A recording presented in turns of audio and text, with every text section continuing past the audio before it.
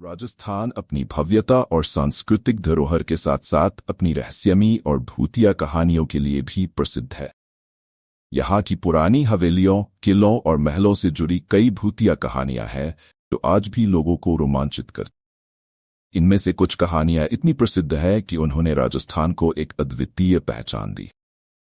आइए राजस्थान की सबसे मशहूर भूतिया कहानी भानगढ़ किले के बारे में विस्तार से जानते हैं। भानगढ़ किला, जो राजस्थान के अलवर जिले में स्थित है, अपनी भूतिया घटनाओं और रहस्यमयी कहानियों के लिए जाना जाता।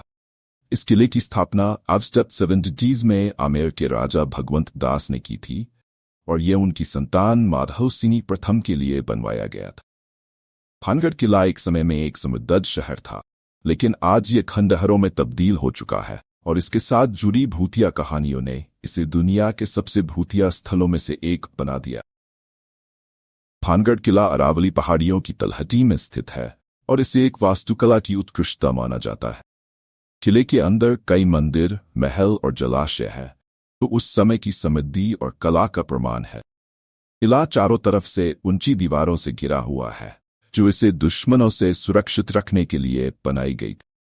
भानगढ़ किले की भूतिया कहानी का सबसे प्रचलित संस्करण एक तांत्रिक और रानी रत्नावती की कहानी है। कहा जाता है कि रानी रत्नावती भानगढ़ की एक अत्यंत सुंदर राजकुमारी थी। उनकी सुंदरता की चर्चा दूर दूर तक थी और उन्हें देखने के लिए लोग दूर दूर से आते थे। एक दिन रानी रत्नावती अपनी दासियों के साथ बाजार में खरीदारी करने गई। वहां एक तांत्रिक सिंधु सेवरा ने उन्हें देखा और उनकी सुंदरता पर मोहित हो गया। वह तांत्रिक काले जादू का जानता था और उसने रानी को पाने के लिए एक चाल चली।